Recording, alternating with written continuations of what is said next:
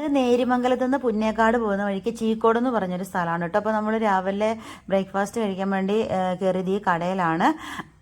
അപ്പോൾ ആ ഇരിക്കുന്നത് മത്തങ്ങയാണ്, നീളത്തുള്ള മത്തങ്ങ, കുമ്പളങ്ങ എന്നാണ് വിചാരിച്ചത്. പക്ഷേ ഇത് മത്തങ്ങയാണ് കേട്ടോ. അതെ, വാഴക്കൊലയൊക്കെ നിൽക്കുന്നത് കണ്ടോ. അപ്പോൾ ഒരു ചെറിയ കടയായിരുന്നു. അവിടെ ഒത്തിരി കടകളൊന്നും ആ റൂട്ടിൽ ഇല്ല കേട്ടോ. അപ്പോൾ ഒരു ചേച്ചിയായിരുന്നു കേട്ടോ ആ കടയിൽ. അതേ മുട്ട പിടിക്കുന്നൊക്കെ വെച്ചിരിക്കുന്നത് കണ്ടോ. അപ്പോൾ ഇതാണ് ആ കടയുടെ മൊത്തത്തിലെ കട എന്ന് പറയുന്നത്. ഇതാണ് അതേ ഫുഡ് കഴിക്കാൻ വേണ്ടി ഇങ്ങനെ കൈ കഴിയിരിക്കുകയാണ്. പൊറോട്ടയും മുട്ടയും പിന്നെ പുട്ടും പഴവും അല്ലെങ്കിൽ പുട്ടും മുട്ടക്കറി ഇതാണ് അവിടെ ഉണ്ടായിരുന്നുള്ളൂ. അപ്പോൾ ഞാൻ ഒരു പൊറോട്ടയാണ് വാങ്ങിച്ചുള്ളൂ. മുട്ടക്കറി ഇതേ ഇങ്ങനെ സെപ്പറേറ്റ് നല്ല തരുന്നത്, ഇങ്ങനെ പ്ലേറ്റിൽ ഒഴിച്ച് തരുവാണ്. അപ്പോൾ കുഴപ്പമില്ലായിരുന്നു, അത്യാവശ്യം നല്ല ടേസ്റ്റ് ഉണ്ടായിരുന്നു കേട്ടോ, അടിപൊളിയായിരുന്നു. പിന്നെ ആ ഒരു നന്നായിട്ട് ഉള്ളിയൊക്കെ വഴറ്റിയിട്ടുണ്ടായിരുന്നു, നല്ലൊരു ടേസ്റ്റായിരുന്നു.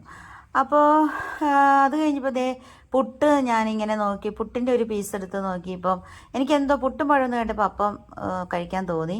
പുട്ടും മുട്ടക്കറി ഇച്ചിരി ടേസ്റ്റ് ചെയ്യാമല്ലോ എന്നങ്ങനെ വിചാരിച്ചു. അങ്ങനെ പൊറോട്ട ഇങ്ങനെ കഴിച്ചപ്പോൾ ചായ ഇല്ലാത്തൊരു ജീവിതം ഇല്ലാത്തതുകൊണ്ട് ചായയും പറഞ്ഞു, ചായ ഇതേ കുടിച്ചു. അപ്പോൾ അതേ ഞാൻ ഒരു പീസ് എന്താ പറയുക പുട്ടും വാങ്ങിച്ചു കേട്ടോ. പഴവും തന്നു, 2 പഴവും തന്നു. അപ്പോൾ ഞാൻ ആദ്യം ഇങ്ങനെ പുട്ടിനെ ആ മുട്ടക്കറി കൂട്ടി ടേസ്റ്റ് ചെയ്ത് കഴിച്ചു. എനിക്ക് അങ്ങനത്തെ സ്വഭാവമുണ്ട്.